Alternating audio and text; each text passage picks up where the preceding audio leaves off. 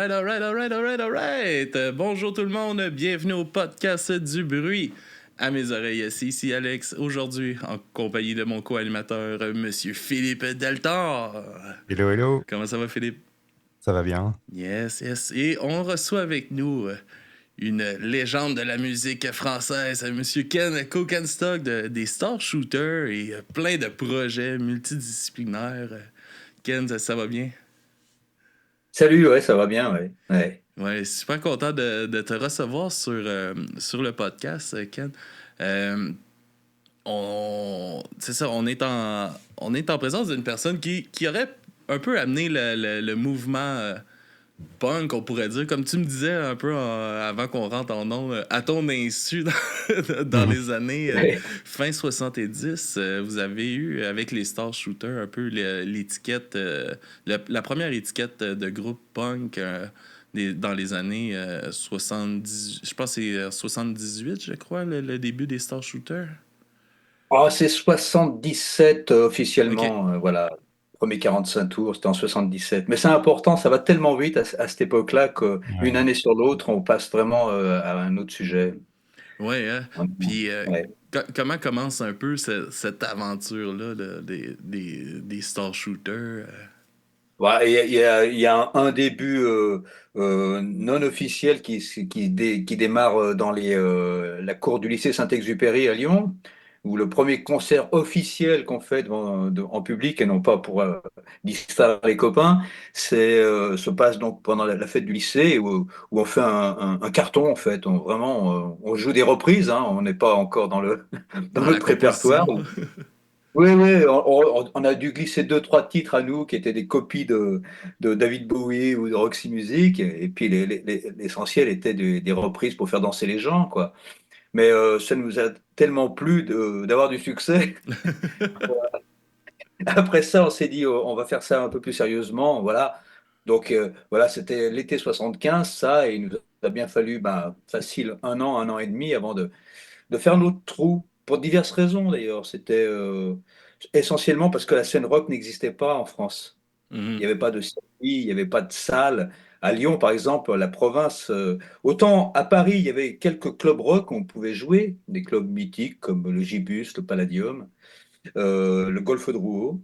Mais à Lyon, il n'y avait absolument rien. Et donc, c'était un désert et il a fallu, je sais pas en fait. Après, c'est une histoire de chance. Alors, si vous voulez que je vous la raconte, la chance, je peux vous la raconter. Ça va Ouais. durer Ben oui. 4-5 minutes. Voilà. Il se trouve que parallèlement, je suis aussi dessinateur de bande dessinée et j'ai fait de la bande dessinée depuis toujours, depuis mes années lycée déjà. Ok. Et je voulais absolument publier dans la revue Métal Hurlant, qui était une nouvelle revue à l'époque qui Ouais, paraissait, et qui je le était lisais à l'époque, moi. voilà, c'était le Graal pour moi. Il y avait Ouais. Pilote, il y avait Tintin, il y avait Spirou, ok, mais franchement, quand Métal Hurlant est arrivé, j'ai voulu travailler là, quoi. Donc j'ai commencé à montrer mes dessins là-bas à Métal Hurlant. Comme c'est un petit journal, c'était assez facile de les joindre, et donc on m'a pris quelques petits dessins comme ça, et au fur et à mesure, j'amenais des histoires qui étaient prises un peu plus fréquemment. Et un jour où je me rends à Métal Hurlant pour montrer mes dessins, la personne qui m'accueille n'est plus Jean-Pierre Dionnet, qui a créé la revue, mais Philippe Manœuvre, qui est journaliste à Rock and Folk à l'époque, et que je connaissais donc pour avoir vu sa photo dans Rock and Folk. Donc on parle dessin pendant quelques minutes, et puis après, j'ai dit à Philippe Manœuvre, je fais pas que du dessin, je fais aussi et qu'est-ce que vous faites comme rock? Enfin voilà. Et je lui dis, ben oui, on fait du rock, je sais pas, on déteste les Rolling Stones et on est le groupe le plus rapide du monde. Voilà, c'est à peu près ça Hmm. que je lui ai dit. Ça l'a fait marrer et du coup, il m'a demandé de lui envoyer une cassette. Alors, j'ai envoyé une cassette de démo de l'époque, mais c'était mauvais. Franchement, je l'ai réécouté cette semaine, la cassette, pour des raisons que je vous expliquerai peut-être plus tard. Et franchement, c'était pas bon. Je ne sais pas il y a trouvé quelque chose. Et le mois suivant, il faisait un grand papier sur la naissance du punk, en fait, en Angleterre, aux États-Unis et en France. Et on était dedans ce papier, voilà, on était inconnus au bataillon. Mhm. Franchement, les groupes français, ils parlaient de Little Bob Story, ils parlaient de Mhm. Stinky Toys, qui déjà faisait parler d'eux, Ouais. Asphalt Jungle, parce que je pense Patrick Odlin, qui officiait comme journaliste, a- mais nous, on sortait de nulle part, quoi. Et suite à ce papier, mais quand je dis suite, c'est le jour même de la parution de Rock and Folk, comme il y avait notre contact dans Rock and Folk, un organisateur de concert nous appelle et nous dit, voilà, je fais un concert de Jacques Higelin à Grenoble dans 15 jours, je cherche une première partie punk, est-ce que vous voulez la faire? Alors nous on a dit oui bien sûr parce qu'on faisait tellement peu de concerts évidemment Mhm. quoi. On Et saute comme sur je te disais tout l'occasion, à hein. l'heure, voilà, et puis comme je te disais tout à l'heure Alexandre hors micro, c'est on pas, on avait entendu ce mot-là, on l'avait lu quelque part, mais on voyait pas ce que c'était exactement punk, parce qu'il n'y avait pas beaucoup de disques à l'époque qui ressemblaient à ça, début 77, qu'est-ce que c'était le punk? Et on fait ce concert, et on fait là aussi un malheur. Euh, de scène, il y a un type qui est venu nous aborder, un moustachu avec une espèce de costume en velours, enfin qui n'avait pas du tout l'allure punk, ni rock and roll d'ailleurs, et qui nous dit j'aime bien ce que vous faites, je peux vous aider si vous voulez. Et il nous file sa carte, même pas une carte de visite, il écrit sur un bout de papier son nom, qui ne voulait rien dire pour nous, et puis son numéro de téléphone. Et on pensait que c'était un mytho. Ah oui, hein? On est avec des jeunes, et donc je prends le bout de papier, je le mets dans la poche, bref. Et puis le lendemain, quand même, bon, j'appelle. Et là, je découvre que c'était Philippe Constantin, le directeur des éditions EMI Publishing, directeur artistique chez Pathé Marconi. Et je l'appelle et il me dit, ah, vous faites bien de m'appeler, je peux vous aider si vous voulez. Un mois après, on signait chez Pathé Marconi. Voilà. Ça, c'est le début. Vous vouliez le début, ben voilà, c'est ça le vrai début. Donc, c'est vraiment un coup de bol au milieu d'un Ouais. désert artistique. Et après ça a été très vite parce qu'on a sorti notre premier 45 tours 2 ou 3 mois après, puis Get Back. Enfin, on va en reparler, je pense, de tout ça. Ouais, Get Back, effectivement, j'ai quelques questions par rapport à Get Back. J'avais vu dans une interview que tu avais donnée à propos de Get Back, euh, tu disais que... Non, pardon, c'était pas dans une interview, c'est dans un concert. Tu dis on ne veut plus des Beatles, c'est leur musique de merde. Bonne à faire danser les minets. Mhm. Est-ce que tu y crois toujours à la musique de merde, enfin, que Non. les Beatles sont la musique de merde? Alors, non, non, je crois plus. Ça, c'était une pure provoque. En fait, j'écris cette chanson pour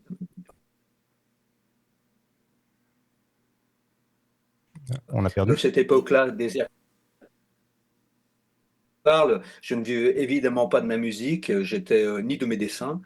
J'étais aide magasinier dans une usine de moules de plastique et mon boulot consistait à charger des camions au cul de l'usine, des camions avec des cartons remplis de cuvettes, de bassines, de choses comme ça. Et il y avait un transistor qui tournait en permanence. Là, c'est mon chef qui mettait de la musique pour nous donner du cœur au ventre. Et c'était une époque des Beatles, je crois que c'est l'album bleu et l'album rouge, là, Hmm. c'est des compiles. Et sur cette radio, il passait un Beatles par heure. Et ça m'a gonflé, parce que Mhm. j'étais là à faire un boulot à la con. J'avais un groupe, on ne savait pas où jouer, on ne savait pas comment faire des concerts, et j'entendais un groupe qui n'existait plus depuis quelques années maintenant, qui passait en boucle à la radio. Et ça m'a vraiment foutu les boules, quoi. Donc voilà, ça m'a motivé à écrire cette chanson. Puis après, j'en ai mis deux couches de provoque, parce que c'était une manière de se faire entendre. Et du Mhm. coup, Ouais, ça a marché. Ouais, c'est puis vrai. c'est un peu, tu sais, comme tu parles avec les radios, c'est encore un peu le problème des radios d'aujourd'hui, tu sais, la place qu'ils laissent aux nouveaux, puis tout ça, c'est triste de voir que ça n'a pas tant évolué non plus à travers les années, puis tout ça, tu sais, on passe encore des Beatles aujourd'hui, on passe encore, tu sais, c'est normal qu'il y ait ces classiques-là qui jouent une fois de temps en temps, je pense, je suis d'accord avec ça, mais il y a tellement de nouveautés qu'on pourrait faire découvrir, tu sais. Bah, c'est-à-dire que les Beatles aujourd'hui, ça devrait être rangé dans les bibliothèques et puis on va consulter. Enfin, de toute façon, on trouve leurs disques facilement. Donc, pourquoi en parler, en reparler, les rééditer? L'an dernier, on a ressorti ces compiles bleus et rouges. C'est quand même, c'est sidérant quand même. Là, c'est C'est revenu te sidérant. chercher, là. Franchement, pourquoi insister? C'est bon, ils sont là, ils seront là. Je vais mourir, ils seront encore là. Donc, pourquoi insister? Franchement, enfin, si on le sait pourquoi, parce que c'est facile à vendre, c'est tout. Il n'y a pas Ouais, d'effort à faire. Mhm. C'est tout le problème j'allais dire des médias d'aujourd'hui, mais c'est pas que les médias, puisque c'est maintenant avec Internet, peut-on parler de médias? Je crois que c'est une espèce de, je sais pas, une boucle qui s'est mise en route et puis qui s'arrête plus. Ben oui. Enfin bref. Puis, ouais. ah, Vas-y, Alex, ok. pardon. Mais si ça a encore rapport, je voulais parler un peu du dessin. Tu sais, tu parles, tu sais, ça a beaucoup de coloration, voyons, coloration. Ouais, là, c'est bon, je le dirai pas le mot. Ça a beaucoup de liens avec les Star Shooters. Tu sais, ça t'a amené des contacts avec justement ces personnes-là qui t'a permis de te propulser. Puis tout ça. Comment que ça l'a rentré un peu dans ta vie, ce côté-là des BD, puis du dessin, comment que tu t'es mis à ça un peu? J'ai pas bien saisi parce que ta voix était coupée à un moment donné. Ah, excuse-moi. Dans le fond, c'est de savoir c'est quoi tu sais, comment que ça a commencé dans ta vie, le dessin, parce que ça a un gros lien avec les Star Shooters. Tu sais, c'est eux autres, c'est un peu Ouais. le dessin qui t'a amené les contacts pour faire décoller le groupe. Comment que ça rentrait un peu dans ta vie, ce côté-là, le désir de faire de la BD? Oh, bah, je l'avais tout gamin, depuis l'enfance, je crois. Voilà. J'étais un enfant unique, élevé par sa grand-mère, donc pour m'occuper du temps, je dessinais. Voilà, ma grand-mère m'achetait le journal de Mickey tous les jeudis, parce qu'à l'époque, c'était le jeudi, le jour des enfants. Et je le lisais de bout en bout. Et puis ensuite, je prenais des bouts de papier, je redessinais Mickey, je redessinais les personnages qu'il y avait dans la revue. Et puis ça m'est resté. C'était vraiment un vrai beau passe-temps. D'aussi loin que je me souvienne, j'ai toujours voulu être dessinateur de bande dessinée. Puis un jour, j'ai entendu des disques de rock et j'ai dit, je veux aussi faire Hmm. ça. Puis c'est tout, quoi. Il y a un mélange qui s'appelle l'homme de Mars, Ouais. que je trouve, enfin, voilà, pour les gens qui ne le connaissent pas, bon, c'est très très difficile à trouver, mais c'est enfin, moi je considère que c'est vraiment un chef-d'œuvre, l'homme de Mars. Bon, bah, Euh, merci. est-ce que tu peux nous en parler un peu? Enfin, déjà graphiquement, bon, c'est difficile d'en parler, mais graphiquement, c'est absolument merveilleux. Je propose aux gens d'aller regarder au moins sur Google Images, hein, ce graphisme qui est extrêmement moderne et voilà, moi ça m'a vraiment interpellé. Mais il y a de la musique derrière aussi, hein. Il y a un album, je crois. Oui, c'est un livre-disque. En fait, comment dire, c'est ce qui m'a remis le pied à l'étrier en bande dessinée, à dire vrai. Parce que je me suis arrêté, en fait. La bande dessinée, j'en ai fait jusqu'aux années 86 ou 7 par là. Et puis, je me suis arrêté pour diverses raisons. Les éditeurs avec qui je travaillais, notamment Métel Hurlant, la revue s'arrêtait. Mhm. Futuropolis était revendu à Gallimard. Mon compagnon de jeu, qui était un copain de lycée, Philippe Bernalin, qui faisait la plupart de mes scénarios, est décédé à ce moment-là. Donc ça faisait beaucoup de coups durs. Ouais, Et comme j'avais mis de côté un peu la musique à cette époque-là, je faisais vraiment plus de dessins que de musique, j'ai remis la barre sur la musique et je suis reparti en musique pendant 20 ans. mhm. Et jusqu'à cette idée de l'homme de Mars, où au fur et à mesure que j'avançais sur ce disque, ça a commencé par une ou deux chansons qui prenaient comme angle l'idée de se sentir étranger dans le monde d'aujourd'hui Ouais, et cette métaphore du martien. Et j'ai développé les deux chansons pour en faire un album concept, comme on dit. ouais. Et au fur et à mesure, ça m'enthousiasmait tellement cette idée-là que je me suis dit pourquoi pas l'illustrer. Et c'est devenu un livre-disque. Mhm. Voilà. Et après ça, j'ai refait plus régulièrement. Je- J'exagère, j'ai refait plus régulièrement de la bande dessinée. Pour l'instant, j'ai fait que deux grands albums, enfin deux albums commerciaux. C'est pas mal déjà, quand même, hein. Ça fait une belle Oui, œuvre. là, je suis sur le troisième. Ah, tant mieux, tant mieux, tant mieux. Ah! Mais Mais c'est. auparavant, Pardon. Oh non, vas-y, allez-y. Non, j'allais dire qu'auparavant, j'en avais sorti combien? Six, je crois, d'albums de BD, trois chez les Humano et trois chez Futuro au début de ma carrière de dessinateur. Mhm. Ok, cool. Puis, est-ce qu'il y avait justement, tu sais, comme là, tu avais des concepts un peu pour cet album et ce livre-là. Est-ce que tu avais aussi des concepts qui influençaient justement peut-être des BD qui influençaient des chansons que tu écrivais dans le temps, peut-être des Star Shooters? Est-ce que tu illustrais justement des dessins en chansons que tu avais fait Comme un auparavant? soundtrack sur un film, quoi. Ah ben oui, oui. Enfin, à cette époque-là, oui, c'était assez facile parce que d'abord, je faisais essentiellement des BD, des histoires courtes qui faisaient 4 pages ou 5 pages. Donc ça, cette histoire courte, elle pouvait très bien se résumer en une chanson facile et une chanson de tranches de vie qui peuvent très bien être des bandes dessinées. Alors franchement, là, c'était selon l'humour du jour que ça se passait. Après, c'est devenu un peu plus difficile parce que ça s'est différencié. J'ai fait des albums long métrage, on va dire, donc des Mhm. histoires qui se développent. Et là, je peux plus en faire des chansons. Non, non, c'est ça. Là, c'est ça. Ça serait plus un album ou Ouais, des trucs comme ouais. ça. J'ai un groupe de la France, justement, qui sont venus la semaine passée. Ils sont venus en studio ici. Ils étaient en petite tournée au Québec.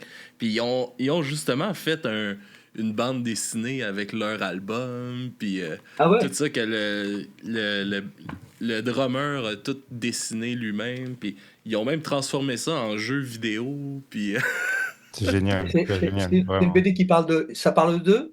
ben, ça parle du. C'est comme le concept de l'album. Là. Dans le fond, ça raconte un peu les chansons. Puis, est-ce que j'ai D'accord. compris? J'ai pas encore lu. Là. Ils me l'ont laissé. Là. Je vais m'attaquer à ça dans pas trop long. Mais je trouve ça le fun, justement, des idées comme ça. Ça sort un peu de l'ordinaire. Ça rajoute un peu aussi, tu sais, comme aujourd'hui la valeur d'un album, tu sais, physique est comme moindre. Tu sais, on est tous sur nos téléphones, sur les plateformes de streaming. Oui. Fait que d'avoir des idées comme ça donne aussi envie au monde d'aller Ouais. en acheter. Puis je trouve ça le fun qu'il y en ait qui poussent ça encore aujourd'hui. Là. Fait que tu dois Ah en oui, c'est avoir clair. inspiré. Là. Ouais, peut-être, hein. J'ai une petite question je voudrais bien revenir au punk un instant. Euh, Oui. j'ai l'impression que le punk, c'est la première musique d'une génération sans utopie. Que tout ce qui a précédé le punk, hein, notamment bah, le mouvement hippie, et, avec Alex, on en a parlé souvent parce on a raconté un peu l'histoire de Charles Manson et tout ce qui se passait autour, tu vois. Donc, on a eu vraiment l'utopie du hippie et puis ça s'est complètement effondré. On a eu avant le rock and roll où il y avait quand même une utopie, hein, une utopie de la liberté. Et tout d'un coup arrive le punk et on est directement dans une forme de dystopie. En fait, il n'y a plus d'utopie du tout. Est-ce que tu l'as vécu comme ça à l'époque? Alors, oui. Ah, mais c'est à moitié vrai si je suis honnête avec. Euh, non pas avec mes souvenirs, mais avec ce que j'étais. Mhm. J'ai cette chance et qui est aussi parfois, enfin, j'ai laissé des traces dans mes d'interviews, par exemple. C'est ça qui est intéressant quand on est un personnage public. Quand on est un peu un personnage public, on peut très bien dire, oh, j'ai toujours dit ça, ou alors, mais j'ai jamais dit ça. Ça, on peut tricher avec ça parce que tant qu'il n'y a pas de témoin, c'est bon. Sauf là, quand je retombe sur des interviews, voir les paroles de mes chansons, je me rends compte encore de qui j'étais à cette époque-là. Je peux pas tricher avec ça. Ouais. Alors, à dire vrai, on était une dissonance dans le Star Shooter, c'était vraiment une dissonance dans le mouvement punk, dans le sens que le no futur, non, on n'était pas sans futur. On était pour ironique, pas cynique encore, mais ironique sur le monde moderne, en disant voilà comment un groupe sain jeune et dynamique dans une société saine, par exemple, qui était un de nos slogans. Mhm. Bon, c'était évident que la société n'est pas saine, et puis bon, nous on était peut-être dynamiques, mais voilà quoi. Mais voilà, on jouait là-dessus. C'est que moi j'étais j'aimais bien la vie des villes, j'aimais bien les immeubles, les buildings, le béton. Ça m'effrayait pas à cette époque-là. Je voyais pas de voilà. On aimait bien foutre le bordel, mais Mhm. joyeusement. On n'était pas nihiliste. Et puis, bon, comme je disais tout à l'heure, ça va très vite en fait. C'est-à-dire qu'une fois que j'ai chanté ça, une fois que j'ai été plongé, enfin, c'était aussi notre entrée dans la vie active. On était des jeunes qui quittions le lycée, qui quittions nos apprentissages pour devenir des adultes. Et alors, quelle chance! On est devenus des adultes en rentrant dans la musique, dans le rock'n'roll. Donc, Mm. c'était quand même une vraie une aubaine, quoi. On n'est pas, voilà, on n'a pas subi des boulots qui nous faisaient chier et tout ça. Mais bon, je me suis rendu compte que la société dans laquelle on vivait, et plus j'y pensais, plus je la trouvais malsaine. Voilà. Ouais, Et, c'est là, en ce sens où effectivement, je voyais pas bien où elle allait nous mener. Mais j'étais pas, comment dire, je prenais ça avec ironie plutôt qu'avec colère. ouais. C'est peut-être là la différence avec les Anglais, par Moi, j'avais exemple. justement noté ça, qu'il y avait évidemment la double attitude du punk, c'était soit de l'ironie, soit de la colère, c'était Ouais, enfin, ou l'ironie ou le désespoir, quoi. Il y avait quelque chose. ouais. Ah, moi, il n'y avait pas de désespoir. Franchement, je préférais en rire, et encore aujourd'hui. Mhm. Ouais, oui, Parce que mais j'avais il vu faut. Il faut. un gars je pense que c'était je pense que c'était le chanteur d'Asphalt Jungle, j'ai oublié son nom, Patrick qui Odlin. disait, pardon? Patrick Odlin. Oui, voilà, qui disait les intellos ont rendu le rock triste. Et le punk est peut-être quelque chose qui vient voilà, rajouter une couche de spontanéité, d'énergie brute. Oui, oui, oui. Ah bah, à ce moment-là, c'était le punk, c'était aussi bah, d'abord parce n'oublions pas qu'on était jeunes, vraiment Ouais. jeunes, et c'était voilà ce qui dominait à cette époque-là, c'était des rockers établis, Mm. vraiment. Alors ce qui est étonnant, c'est qu'ils n'étaient pas si vieux que ça, hein. Les Who, les Rolling Stones et tout ça à cette époque-là n'étaient pas si vieux, mais on Non. les voyait, ils étaient établis, quoi. Ils vivaient Mhm. une vie, on dirait aujourd'hui hors sol. Ouais. Cette jet set, il n'avait plus de contact avec la rue, notre vécu, et on ne trouvait pas notre compte dans cette musique démonstrative des fois qu'il faisait. Il y avait aussi le rock progressif Ouais. que j'ai écouté, hein, Ah, honnêtement, moi quand aussi, j'étais ouais. jeune, Bon, j'ai moi écouté aussi. ça. Et même aujourd'hui, j'y reviens parce que je trouve Mm. qu'il y a des belles choses. J'ai tout balancé, le bébé avec l'eau du bain. Mais à cette époque-là, bon, je me nourrissais d'un peu de tout. Mais il y avait cette envie de simplicité, de dire, mais bordel, nous aussi on veut faire de la musique, mais on n'est pas des virtuoses. Bon, Mm. ça c'est l'aspect musical. Et après, il y avait euh, trouver des chansons qui nous parlent. Donc, comme j'en trouvais pas, je les ai écrites, en gros. C'est ça. C'est parler du vécu, c'est ça. Et je crois que ce qui a fait notre succès, le succès du rock à cette époque-là, le renouveau du rock, c'est que aussi bien Téléphone que Trust en France, que je parle des Français, hein, mais, où nous, ben, on s'est mis à parler dans le langage de jeunes, de problèmes de jeunes. La Ouais. réalité que vous viviez, c'est exactement. C'est tout, c'était ça. On n'était plus dans la rêverie psychédélique romantique du rock progressif. Ça, c'était plus de cours. D'autant qu'on avait effectivement été déçus par la génération précédente. Vous avez parlé tout à l'heure de l'utopie hippie. Mm. Moi, j'étais tout gamin avec les hippies, mais ils m'ont fait rêver, ces hippies. Ouais. Jusqu'à Altamont, jusqu'au moment où on s'est rendu compte que c'était fini. Et pourquoi c'était fini? Parce que j'ai pas, à cette époque-là, je ne me suis pas posé la question. Maintenant, on peut théoriser là-dessus autant qu'on veut. Mais voilà, ça s'est terminé, et on restait les bras ballants Ouais. avec un avenir qui était plus noir que rose, que Mm. fleuri. Ouais. Ouais, ouais. C'est ça. Ouais, c'est ça. Alex, toi, tu entends, hein, il a parlé d'Altamont. On doit faire l'épisode sur Altamont. Ouais, alright. Hein. Oh, on fera ça On va avec faire ça, on va plaisir. faire ça. Euh, on a, tu mentionnais une couple de quelques fois les Rolling Stones puis tout ça. Tu sais. Vous vous êtes fait proposer la première partie des Rolling Stones déjà, Ouais. que vous avez refusé. C'est moi qui ai refusé. Là, je parle en mon nom. C'était en 82. C'est ça, ouais. On venait de faire l'album Pas fatigué. Ça allait être notre dernier album. J'allais dire, on le savait pas, mais là aussi, c'est pas tout à fait vrai. Moi, Toi, tu le dans le sens savais. où ouais, je sentais, et même les autres sentaient que c'était un kit ou double, en fait. Voilà, on y allait. Et d'ailleurs, la tournée de l'album s'appelait Tora Tora Tora, donc ça voulait tout dire.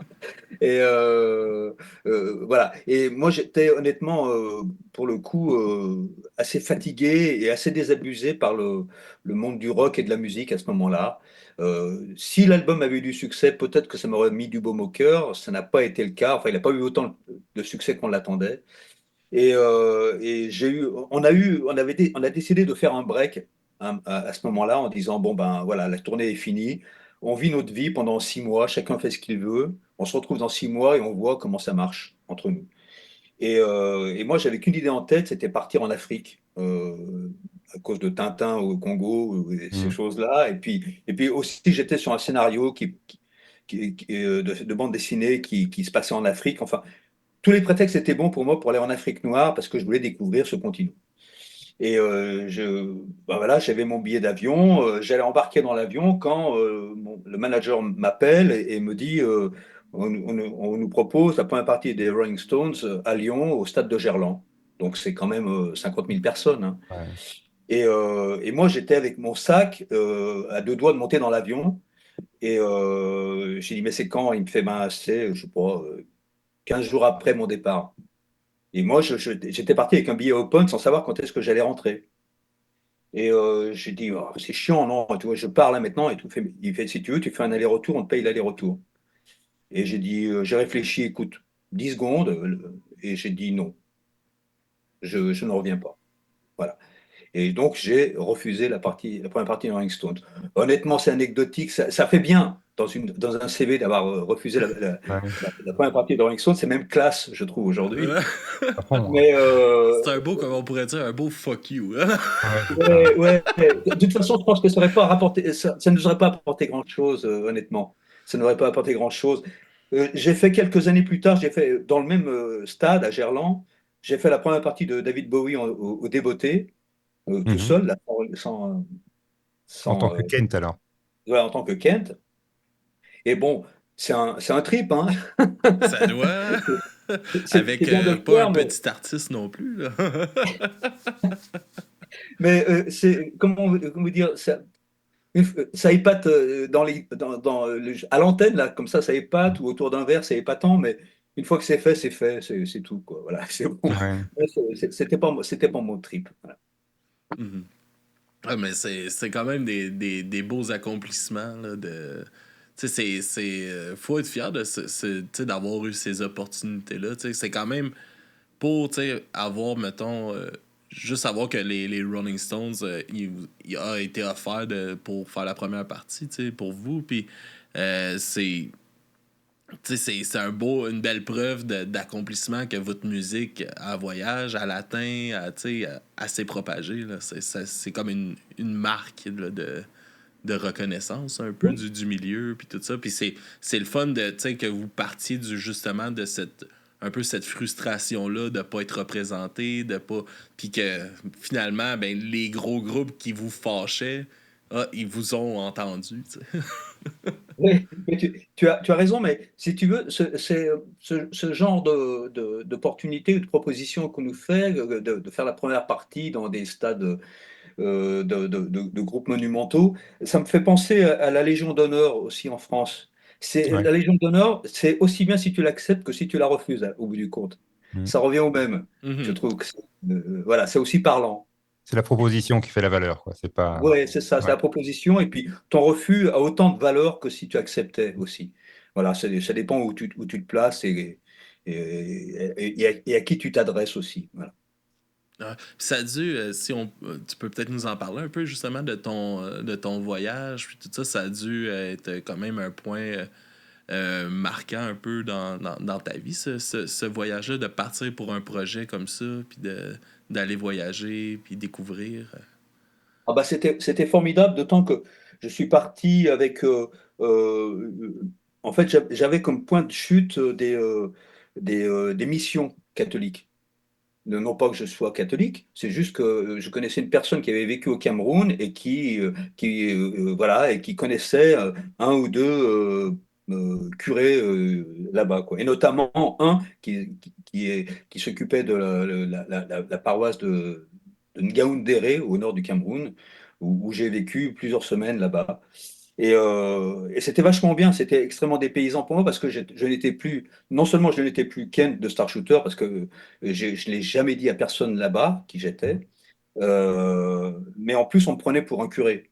Les habitants, les habitants de Ngaoundéré, comme j'habitais là, euh, De punk à m'appelait curé, hein? Oui, c'est ça. voilà, on m'appelait le père Hervé. Et le père Marcel qui tenait l'abbé Pierre, attends, non, pas l'abbé Pierre, non, le père Marcel, c'est ça, l'abbé Pierre, c'est Ouais, un autre, ouais. qui s'occupait justement de ça, quoi, qui s'occupait de son église, m'a emmené partout avec lui. Et j'ai vécu des trucs assez exotiques, voire incroyables avec lui, quoi, notamment à donner des messes, une messe dans la prison de Ngaoundéré. J'avoue que c'était assez étonnant. Enfin, et participer à la communion aussi des enfants au moment de leur communion solennelle là-bas, de faire la tournée des familles, d'aller à la chasse avec lui la nuit, parce que c'était un viandard et puis que la viande fraîche, ben, elle était sur pattes. Donc il fallait aller chasser la nuit avec les fusils et puis les lampes, tout ça. Ouais, en fait, j'ai vraiment vécu des super moments avec ce gars-là et ça m'a complètement dépaysé. Par contre, je suis revenu un peu, comment vous dire, j'avais une idée un peu trop euh, Romantique. ouais, romantique de l'Afrique. Voilà, je me suis retrouvé, j'étais blanc, donc j'ai découvert que j'étais blanc, parce que c'est quelque chose dont on se rend compte quand on est entouré de noirs, Oui. et dans un pays africain, et la manière dont on me traitait, cette espèce de respect on m'appelait patron, quand on m'appelait pas le père Marcel, on me disait oui patron sans arrêt, enfin, ça m'agaçait, quoi. Et il y avait, voilà, je me sentais pas intégré. Il y avait aussi les expatriés français qui avaient un comportement détestable. Tout Ouais, ça m'a vraiment refroidi, quoi. Ce qui fait que je ne suis pas resté aussi longtemps que j'aurais aimé. ouais. T'es parti combien de temps environ, finalement? Écoute, je me rappelle plus, ça a dû durer 2 mois, ouais, tout Ok. cassé, quoi. Mm. Voilà, je suis rentré d'abord parce que pour ma bande dessinée, j'avais tout ce qu'il fallait. Et puis j'avais ça, quoi. J'ai pas retrouvé. Je pensais aller vers quelque chose qui allait être je sais pas, j'étais ouvert, quoi. Si j'aurais pu rester 6 mois, mais voilà, ça s'est conclu comme ça. Je suis rentré un peu la queue entre les jambes, un peu déçu d'un certain côté que j'avais vécu. Par contre, tout ce que je vous ai raconté sur la mission et le père Marcel, c'était super. Alors, ce qui est assez marrant, c'est que Métal Hurlant, ayant eu vent de mon voyage, m'avait demandé de reporter un reportage dessiné et puis Ah oui. faire un papier sur ce que je vivais là-bas. Et j'ai fait ça, donc j'ai fait. Le papier est paru dans un numéro de Métal Hurlant. Et alors, quelques temps plus tard, le père Marcel, je ne sais pas comment il a eu vent de ça, le père Marcel qui ignorait qui j'étais, est venu sonner à la porte de Métal Hurlant pour leur demander un numéro parce qu'il avait su que j'avais écrit un papier et il voulait le lire.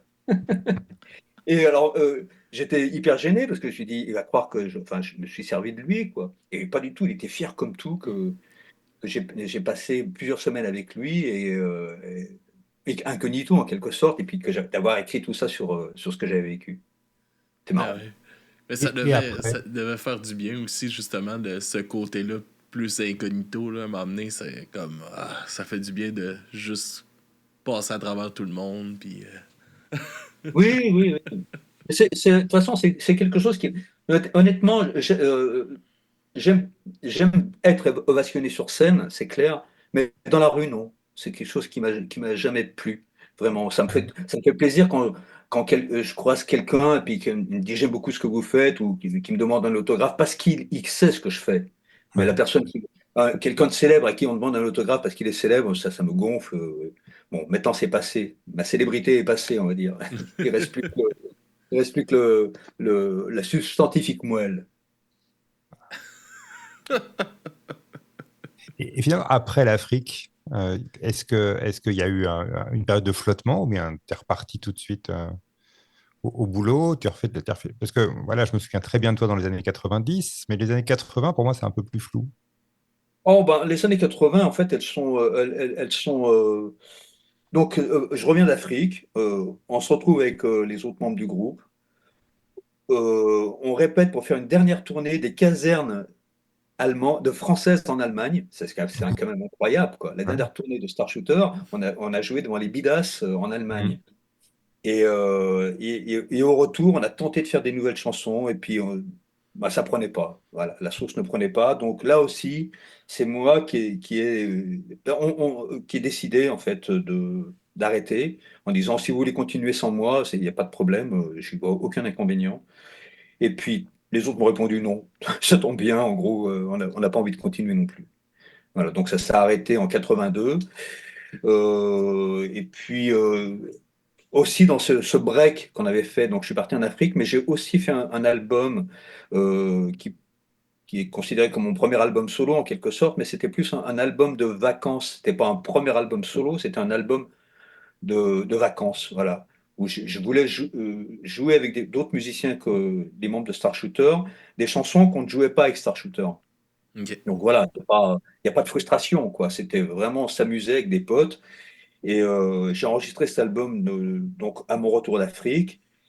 Et l'album est sorti, la sortie de l'album a été décalée pour des raisons commerciales, parce que la maison de disques est considérée comme un single, donc elle a sorti en single en premier lieu, et du coup l'album est sorti après que le Star Shooter se soit séparé, alors que normalement il aurait dû sortir avant que le Star Shooter se soit séparé. Bon, voilà, c'est un détail, mais ça a compté dans le sens où les gens pensent que c'est mon premier album après Star Shooter. Or, non, D'accord. c'était encore à l'époque de Star Shooter. Ça Voilà. avait Et tout donc, été après, prévu pour sortir avant que ça finisse, dans le fond, là. ouais. Et là, à ce moment-là, j'ai vraiment fait beaucoup de bandes dessinées. Voilà. Parce que j'en avais marre des concerts. Pour être honnête, j'en avais marre du rock. Je voyais les grosses ficelles du rock. Ouais. Il y avait quelque chose je trouvais que le rock tournait en rond, puis il y avait quelque chose pour moi qui était libérateur, déjà pour moi, donc que j'avais vécu, mais aussi j'avais toujours une pensée que le rock c'était quelque chose qui était comment dire euh, je trouve pas le mot subversif en quelque sorte. Ouais. Et ce que je voyais se faire, c'est que des gens venaient nous voir en concert. On était une espèce de cocotte minute dont on enlève le couvercle, donc ça avait une grosse pression qui sortait comme ça. Les gens hurlaient et puis ils rentraient chez eux tranquilles, peinards, Mm. et sans que ça change quoi que ce soit à la vie ou à la société. Et puis, je me rendais compte aussi que je pouvais les faire applaudir quand je voulais, enfin taper dans les mains quand je voulais. Ils chantaient les refrains avec moi comme une chorale, comme des gens bien élevés. À cette époque-là, ça m'a gêné par rapport à ce que Ouais, je je pensais du comprends. rock. Je comprends. Voilà. Et donc, je me suis dit, non, c'est pas ça, c'est pas ce que j'ai envie de vivre avec cette musique-là, en tout cas. Et donc, voilà, c'est une raison particulière d'arrêter. Donc, la fin du groupe s'est fait comme ça. Et puis voilà. Puis après, j'ai fait effectivement beaucoup de bandes dessinées à ce moment-là. J'ai sorti mes premiers albums, les six dont je vous parlais tout à l'heure. Mhm. Et ça m'a pris donc, environ entre 82 et 86, 7. Je n'ai pas trop fait de concerts. Je ne cherchais pas à en faire. Et puis, j'ai eu envie d'en refaire suite à ma décision d'arrêter la bande dessinée aussi. Et ça n'a pas démarré tout de suite pour moi. J'ai pu faire un ou deux albums dont je ne suis pas très satisfait, honnêtement, artistiquement, parce que j'avais pas les bons compagnons de jeu. J'avais pas trouvé les bons compagnons de jeu. J'étais entre deux aussi. J'avais plus envie de faire trop de rock. Enfin, ce qui était assez marrant, c'est que pendant cette période de BD où le rock, je m'en étais lassé, je me suis dit, mais à quoi je pourrais m'intéresser en musique qui m'excite? Et c'est là où je suis revenu à la chanson française, à dire vrai, mais pas par le biais de leur interprète directement. Je me suis mis à écouter les premiers Gainsbourg, les Brel, Aznavour, mais les arrangements, le Ouais. playback derrière. Mm. Comment Mm. c'était foutu cette musique-là? Et je me suis rendu compte en fait que c'était unique. C'était une musique unique. Ça n'existait pas. Ce qu'on faisait là n'avait pas d'équivalent. ni dans le rock, ni dans le jazz et tout ça. Il y avait une façon de faire tourner les rythmiques. Enfin, je trouvais que c'était très riche, quoi. Et donc, je me suis abreuvé de ça. Je me suis refait cette culture et j'avais qu'une envie, en fait, c'est de partir dans cette voie-là. Mais quand j'ai commencé à en parler autour de moi, c'était au milieu des années 80. Franchement, on m'a dit, mais c'est n'importe quoi. Qu'est-ce que tu nous racontes là? Toi, t'es un rocker, tu vas continuer à faire du rock, et puis c'est ringard. Et c'est vrai. C'est vrai que cette musique-là était considérée comme passée. Voilà, c'était donc ringard. Et donc j'ai eu cette chance, en fait, qu'on me refuse de réaliser mon rêve trop tôt. Et, Ouais. euh, et je me suis donc j'ai rongé mon frein pendant 3 ans, 4 ans. Et jusqu'au moment où je me suis senti assez fort pour dire non, merde, je veux la faire, cette C'est ce que musique. je veux faire, ouais. Mhm. Voilà, c'est ce que je veux faire. Et je suis arrivé au bon moment avec ça. Il n'y a pas d'opportunisme chez moi, c'est vraiment quelque chose que j'avais envie de faire depuis longtemps, comme je vous ai dit, qui m'a été refusé. Et tant mieux, parce que je l'aurais fait trop tôt, je me serais planté. Ouais. Et quand j'ai fait enfin ce premier album, dont considéré qui est enfin, que je considère comme, pour moi comme un vrai redémarrage qui s'appelle Tous les hommes, qui Mhm. était un album acoustique avec de l'accordéon, avec vraiment cette idée de reprendre les arrangements à la manière de la chanson française de la belle époque, Ouais. mais avec mon esprit personnel, donc rock, on va dire. Voilà, ma renaissance, elle date de là. Je trouve qu'il y a même dans cet album un aspect qu'on retrouve aussi dans des groupes, je vais dire, je sais pas si on peut parler de punk, mais des groupes comme les Négresses Vertes, tout ce genre de choses-là, où il y a quand même, tu vois, des inspirations un peu folkeuses. Mais tout à Mais, fait, mais c'est pour ça que je te dis que je suis arrivé au bon moment parce que je n'étais pas le seul. C'est-à-dire Mhm. il y avait les Têtes Raides, il y avait les Négresses Vertes, il y avait même Pigalle qui faisait Ouais, son Pigalle, ouais. village Ouais, ouais, dans ce sens-là, quoi. Enfin, il y a quelque chose qui est sorti on ne sait pas où, un besoin de réentendre ça, quoi. Voilà, quoi. mais ouais. Et je c'était plaisant. pense aussi que dans le mouvement punk, il y en a beaucoup qui se sont retournés vers justement la chanson française après, en vieillissant, qui se sont plus retournés vers ce genre musical-là. Que je sais pas si c'est dans les textes ou justement dans les arrangements ou que ça les rejoint. J'ai entendu beaucoup, mettons, justement, des gens qui écoutaient du Bérurier Noir, puis après ça, ils écoutaient du Cabrel ou des choses comme ça, puis que ça se rejoignait du Renault ou qui est dans la chanson française, ça les rejoignait beaucoup. Tu sais. Bah oui, de toute façon, ce qui s'est passé aussi, c'est que, bon, c'est pour ça que j'ai dit que les années comptent, quand on dit 77, 78, c'est déjà deux. On est passé dans un autre monde parce que de 78, le rock est accepté, il a du succès et il passe en radio, alors que ce n'était pas le cas En en bourgeoisie, quoi. 77. Voilà, à part Johnny Hallyday en France, ou Eddie Mitchell, voilà, et c'était tout, quoi. Mais après 78, en fait, ce qu'on a fait, nous, c'est que on a donné envie à des mômes de monter des groupes, à faire de la musique, de ne pas avoir de complexe. Et là, du coup, c'est parti. Alors, aussi bien en France qu'en Angleterre qu'aux États-Unis, il y a eu pléthore, et très vite, on est passé du punk à la new wave, puis la cold wave, puis enfin, bon, des noms en veux-tu, en voilà, et des chapelles aussi. Et après ça, ben, les enfants qui sont devenus ados n'étaient plus aussi tranchés que nous, quoi. C'est-à-dire que moi, je fréquente des gens plus jeunes qui écoutent aussi bien Barbara enfin, qui ont écouté aussi bien Barbara que Face No More. Enfin, voilà. Alors que nous, on était obligés de faire du passé table rase pour s'imposer. Après, quelques années plus tard, même pas 10 ans plus tard, c'était plus la peine. On pouvait très bien dire j'aime Cabrel et Noir Désir. Mhm. Voilà, c'était possible. Ouais. Et assez marrant, c'est que c'est possible du côté du public, mais la rock culture française reste assez tranchée. C'est-à-dire que quand tu aimais Noir Désir, tu ne peux pas aimer Cabrel dans le milieu purement rock. Après, dès qu'on en sort, tout est admis, quoi. Tiens, je peux te parler un instant d'autres précurseurs, juste pour voir si c'était un peu ta tribu à cette époque-là. Moi, il y a un groupe qui me plaisait énormément. Donc, j'écoutais Star Shooter et j'écoutais aussi un groupe qui s'appelait Metal Urbain. Hmm. Est-ce que vous avez joué ensemble? Est-ce que vous vous êtes fréquentés? Est-ce que vous considériez que vous faisiez partie d'un même mouvement ou bien c'était vraiment quelque Je, chose d'autre, quoi? je- Écoute, je considère aujourd'hui qu'on faisait partie du même mouvement, c'est clair, quoi.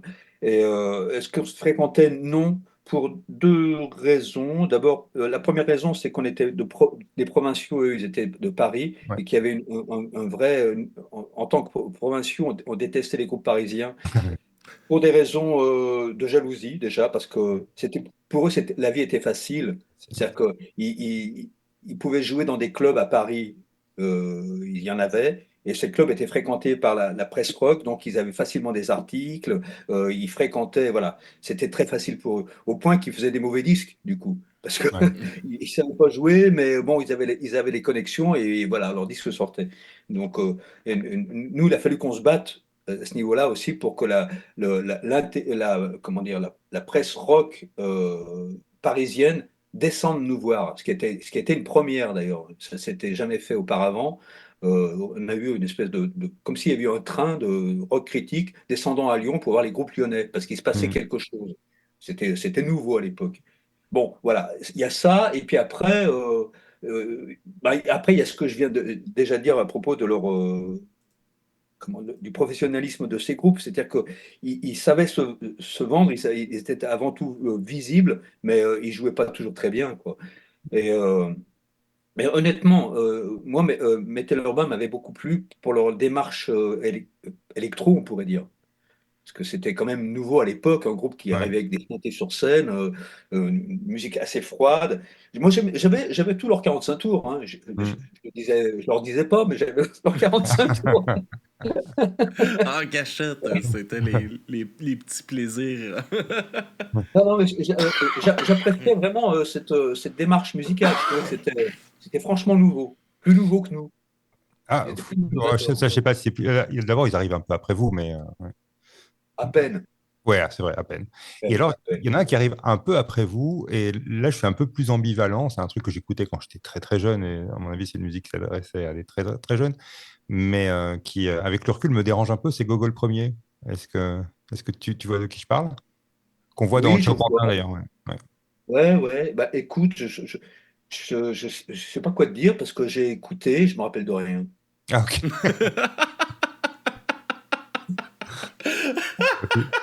Tout est dit alors, hein. Ah, ça, c'était parfait, ça.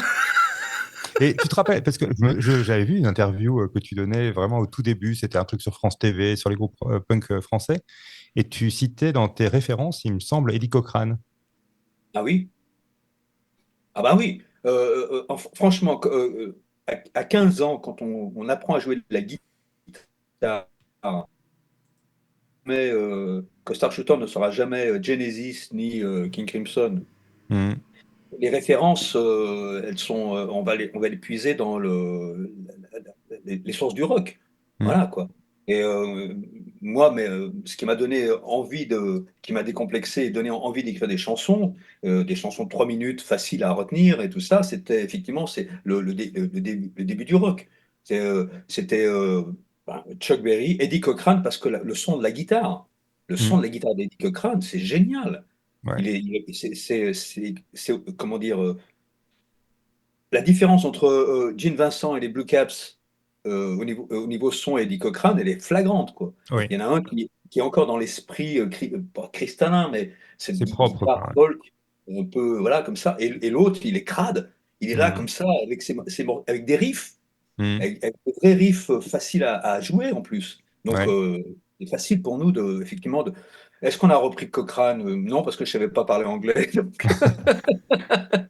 Donc non, mais j'ai dû pomper. J'ai dû Ouais. pomper Ça, Cochrane pour c'est les tout à premiers votre temps, quoi. honneur de ne pas avoir tenté. Ouais, voilà.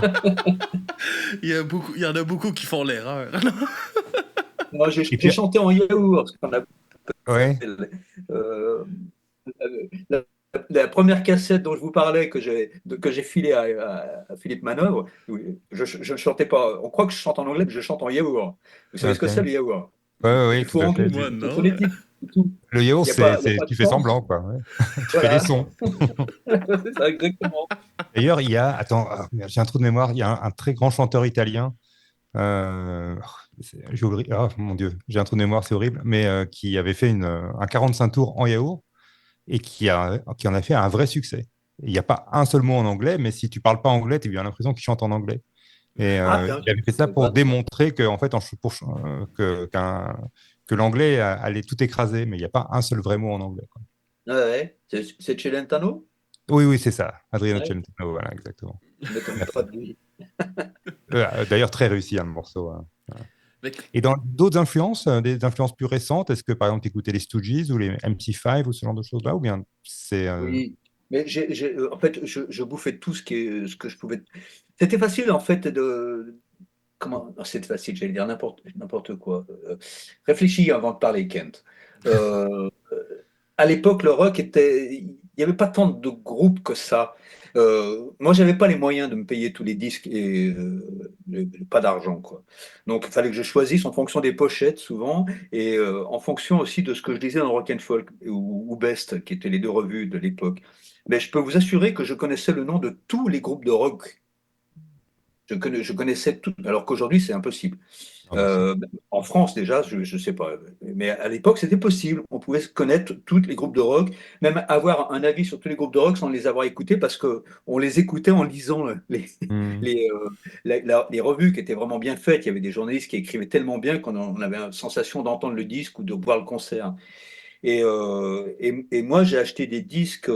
Par exemple, les deux disques qui m'ont marqué au point de vouloir vraiment faire de la musique, c'était d'abord Cosmos Factory de Creedence Clearwater Revival. ouais, ouais, ouais. Ai-je bien prononcé? ouais, Oui, oui, c'était parfait, parfait, parfait. ouais. Voilà, et CCR. acheté pour la pochette et aussi parce que j'avais entendu Johnny Hallyday chanter des reprises en français de Creedence. Hmm. Donc, j'ai acheté ce disque à deux avec mon cousin, preuve qu'on n'avait pas beaucoup d'argent. Et ça m'a, voilà, ça m'a marqué. Ce disque m'a Hmm. marqué au point de vue rock, Stooges. Voilà. Ça, c'est les Pardon, deux qui me restent. on a une petite coupure. Est-ce que tu peux Je reprendre? dis, il y a Creedence et puis Oui. Funhouse des Ah oui, oui, Stooges. oui. Alors, moi, c'est dans mes albums préférés de tous les temps, hein, dans le top 5, sûr. Ah, mais moi, Ah, ça le reste. Autant j'ai usé Deep Purple, j'ai usé hmm. Led Zeppelin, mais il m'en reste pas grand-chose. Mais Non, le Funhouse, quand je l'écoute encore aujourd'hui, je dis, mais ce disque est dingue. il est C'est dingue. un Ah disque ouais, de dingue. ouais, Il ouais, passe le temps parce que c'est un ovni, quoi. ouais, Et pour moi, c'était fou d'écouter ce disque qui se finit dans des hurlements de sax ouais, et de Iggy Pop en free rock. ouais. Pour moi, c'était une espèce c'était cathartique, quoi. Ah, Et je me souviens, j'étais étudiant, je suis dans un cercle de philosophie, hein, c'est un truc qu'on faisait plutôt à la fête. Et c'est la première fois que j'entends là, cet album. Il passe cet album et je saute au-dessus du bar. Je dis, mais c'est quoi ce truc? Qu'est-ce que vous passez là? Et Stephen House, ouais, le lendemain, je l'achetais et je pense que c'est un des albums que j'ai le plus écouté. C'est vraiment ouais, un album incroyable. Je suis tout à fait d'accord. Bon, ah très, oui, très oui, bon oui. choix. Ouais. Oui, oui. Au-delà même, c'est pas que le meilleur album des Stooges, c'est un des meilleurs albums de tous les Non, mais temps. Enfin, d'accord. Ouais, ouais, bien sûr. j'irai même plus loin musicalement. Je cantonne même pas ça au rock. Non, non. Il faut écouter ça. C'est marquant, même si ça n'a pas marqué la musique. En général, quand tu l'écoutes, tu dis, mais c'est quoi cette histoire? Hmm. Ça démarre sur des chansons, des rock simples, on va dire, avec des super riffs, et puis ça se finit, c'est une folie. C'est une Ouais, folie. ouais. Et, moi, j'adore vraiment. Ah, moi aussi, ouais, vraiment. Écoute, ouais, là, on a eu un challenge Facebook là, de donner les 10 meilleurs albums de tous les temps et je l'avais mis dans le top 10 avec du Curtis Mayfield, avec tu vois, des trucs. Oui, c'est ça, Ah, voilà. ouais, ouais. Ouais. Ouais. Hmm. Comment que ça l'a, tu sais, justement, dans le changement un peu de musique que tu voulais faire, puis tout ça, comment que l'époque des Star Shooters a influencé ta carrière de musique française? L'influence de Star Shooter sur la suite, Ouais?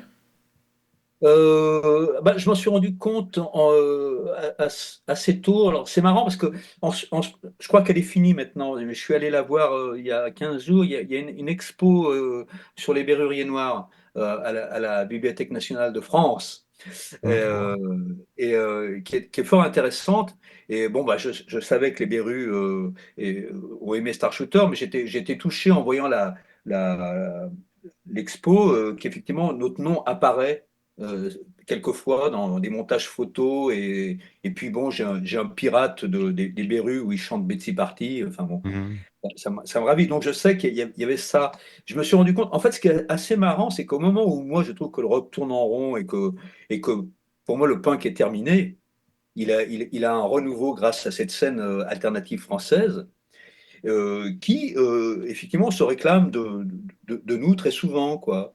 Et c'est assez drôle parce que au moment où je découvre que les Berruriers Noirs chantent Betsy Party sur scène, il y a aussi le groupe Satellite. Je ne sais pas si ça vous dit quelque chose, les Satellites. Non, je connais Bah, il pas. y avait la Mano Negra, Ouais, Berrurier Noir, les Satellites,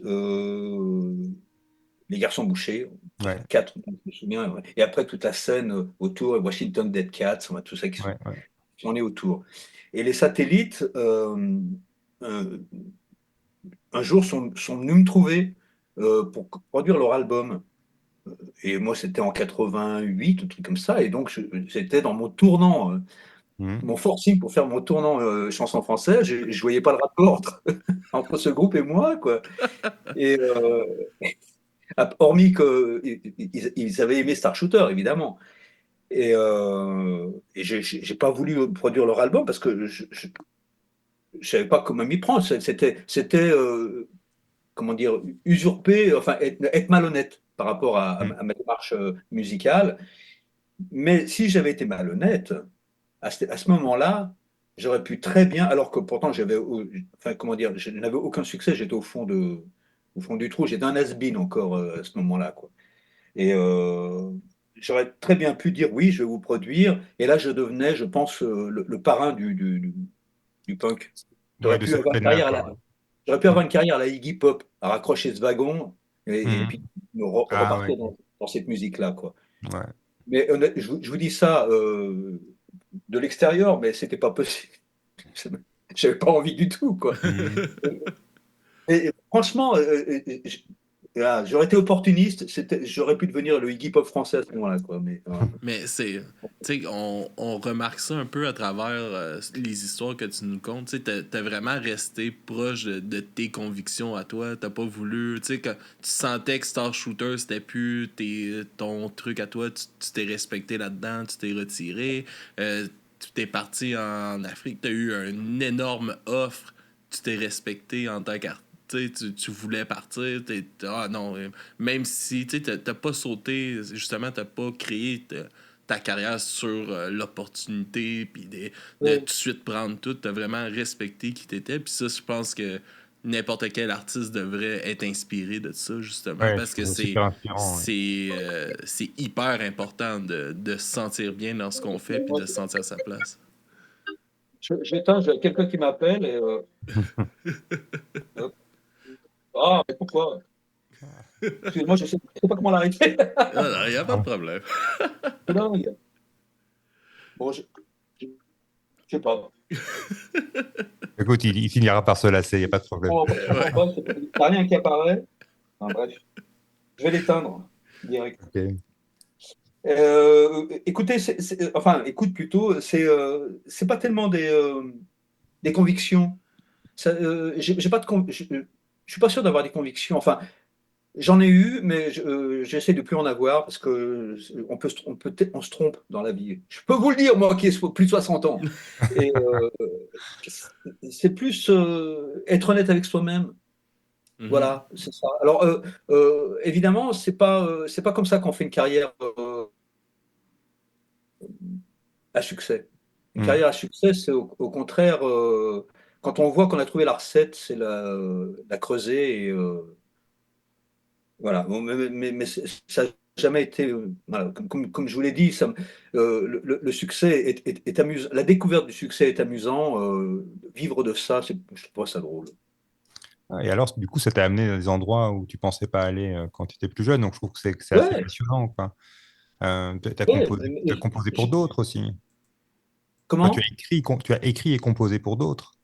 Oui, j'ai écrit et composé pour d'autres, pour des gens qui sont venus me chercher. Mhm. J'ai pas cherché à me vendre de ce côté-là non plus, quoi. Et je sais pas faire du prêt-à-porter non plus. Comment dire, quand on vient me voir, j'écris pour les autres comme j'écris pour moi, en quelque sorte. Ou alors des fois c'est ce qu'on appelle une complicité. Je vais être avec quelqu'un qui va me dire, enfin, je parle au passé parce que ça ne se produit plus trop maintenant, mais euh, j'ai envie d'une chanson qui parle de ça. Et Mhm. si ça m'inspire, je l'écris cette chanson parce que c'est effectivement, j'aurais pas pensé à écrire une chanson là-dessus, mais c'est avec mon style et mes mots. Je sais pas corriger en permanence pour arriver à quelque chose qui plaît à l'interprète uniquement et plus à moi. Il y a un moment donné où je dis stop, là je m'y reconnais plus, c'est plus moi, va chercher quelqu'un d'autre. C'est peut-être comme ça aussi que j'ai pas fait une grande carrière en tant qu'auteur-compositeur pour les autres non plus, quoi. Mhm. Voilà. Il y a eu Enzo Enzo dans les très très grands succès. Oui, bah, ça c'est clair. Mhm. Ça a même eu plus de succès que ma propre carrière, ça c'est clair, quoi. Mais ça c'est comment dire, c'était chouette parce que Enzo, vous savez, elle était bassiste dans un groupe qui s'appelait Lily Drop. Je sais Ok. pas si ça vous Ça me dit parle. le nom me Bon, parle, mais. années 78-79, donc Ok. un nouveau groupe arrive, c'est un garçon, une fille à la batterie, une fille à la basse, et puis le garçon qui chante et joue de la guitare, et ce groupe s'appelle Lily Drop. Et honnêtement, j'aimais beaucoup Lily Drop, il y avait un côté pop plaisant, enfin, j'aimais bien, on a fait des concerts ensemble, soit ils ont fait notre première partie, soit on s'est retrouvés dans des festivals, et, euh, et donc le groupe un jour se sépare, nous on se sépare, et donc quelques années plus tard, euh, arrive cette chanteuse Enzo Enzo, dont je découvre qu'elle était l'ancienne bassiste de Lily Drop. Mhm. Et elle vient me voir en concert à Paris un jour, et elle m'écrit une lettre. Et quelques jours plus tard, je reçois cette lettre où elle me dit, voilà, je prépare un album. J'aime vraiment beaucoup comme tu écris tes chansons, j'aimerais que tu m'écrives des chansons. Bah, ça m'a touché, c'était la première personne qui me disait ça, quoi. Et j'ai commencé à écrire des chansons pour elle, pour son premier album, qui a pas mal marché. Et puis, quand est arrivé le deuxième album, elle m'a de nouveau appelé en me disant, je rentre en studio, est-ce que tu as des chansons pour moi? Et j'ai dit, bah oui, oui, j'en ai, bien sûr. Bon, j'ai celle-ci notamment. Et donc, je lui ai donné la chanson Juste quelqu'un de bien, Ouais. qui n'était destinée à personne, hein, que j'écrivais comme ça. Je n'écrivais pas pour elle. J'écrivais une chanson qui s'appelait Juste quelqu'un de bien. Et elle l'a enregistrée avec le succès qu'on connaît. Enfin, Ouais, ouais. bravo. C'est dingue, hein, quand même. Enfin, moi, je trouve la chanson, je comprends que ça a été un succès, ceci dit. C'est une chanson, c'est vraiment une très très belle chanson, effectivement, avec une enfin, une apparence de grande simplicité, mais une mélodie qui est absolument imparable, et puis, ouais, ce refrain qui est magnifique, quoi. Mais c'est aussi marrant le succès d'une chanson. Je vais raconter l'histoire quand même de cette chanson parce que c'est pour vous dire quand même que le succès, qu'est-ce que c'est, quoi. Bon, Enzo, je pense elle aurait. De toute façon, son premier album avait déjà pas mal marché. Le deuxième album aurait sans doute aussi marché, je pense. Je pense pas que ça allait s'arrêter. Il se trouve que cette chanson, une fois que je lui ai donné la chanson, il s'est passé plusieurs mois avant que je l'entende chanter par elle. Mm. Un jour, on m'appelle, c'est son directeur artistique, qui me dit, on est en studio, on vient de finir le mixage de la chanson Juste quelqu'un de bien, on aimerait avoir ton avis sur le mixage, et surtout parce que la chanson, on pense que c'est un single, mais elle est trop longue.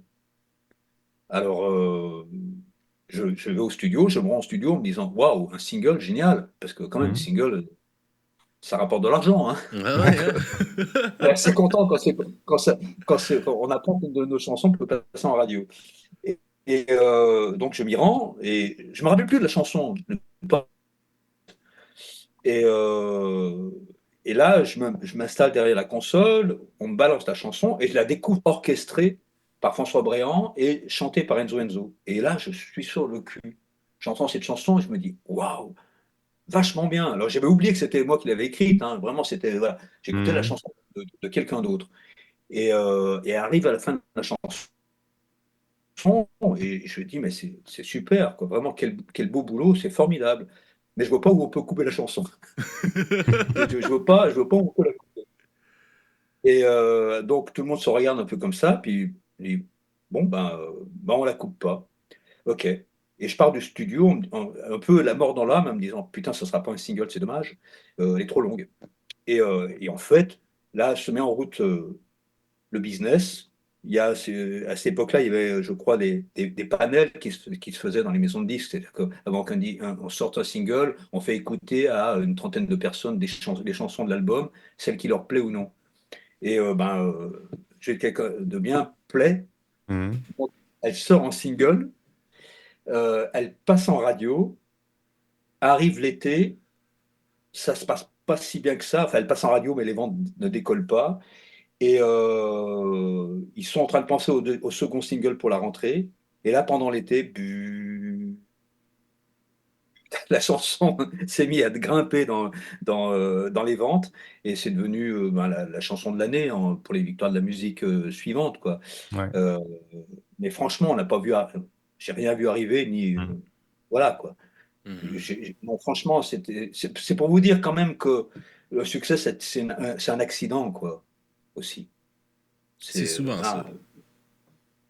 voilà. C'est souvent ça, mais tu as raison de le dire. Et ça rend humble. Le succès, Ouais. c'est un accident. Tu arrives au bon moment, et voilà, tu Mhm. as écrit quelque chose, même si c'est pas la meilleure chanson du monde, c'est ce que les gens ont envie d'entendre à ce moment-là. Donc voilà. Euh, Tant mieux, et remercie la chance, quoi. C'est tout. Ah, exact, exact. Remercie la chance avant ton talent. Ken, on approche déjà l'heure et quart Ah qu'on bon, merde. discute Ah. ensemble. Fait qu'on va s'enligner pour aller écouter de la musique un petit peu pour nos auditeurs. Fait qu'on on va fermer le podcast sur... on a 4 chansons ce soir. Fait que, ce soir, ce matin. J'ai l'habitude d'enregistrer le soir.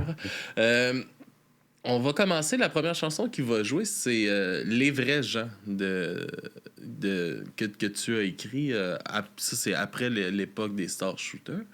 Après ça, on va aller avec les Star Shooters et la chanson qu'on a entendue quelques fois dans le podcast, Betsy Party. Et après ça, tu nous présentais aussi on appelle ça les découvertes sur Du bruit à mes oreilles. Tu nous as envoyé une chanson aussi à faire découvrir à nos auditeurs qui est Philip and Steve Furniture Oui, Removal. oui, oui, Moi aussi, oui, l'anglais, c'est pas mon top. Non, non. oui. Je connais pas du tout, je vais découvrir en Bah, même temps que vous. c'est Divine Comedy ou Divine Comedy. Ah oui, Divine Divine Comedy, Comedy. ouais. Ouais. Mhm. Bah, j'apprécie. Je dois parler de la chanson Ouais, ben tu ou peux parler peut-être de ces 3 chansons-là, dans le fond. Ah, des trois chansons. D'accord. Puis après ça, on close là-dessus. Il y a Silly qui nous a envoyé une chanson aussi, notre gestionnaire des réseaux sociaux en Guadeloupe, qui nous fait sa découverte à chaque épisode aussi, qui nous a envoyé les OTH qui viennent Ah de oui. Montpellier, avec la Ouais, ouais. chanson le rat des rapatous.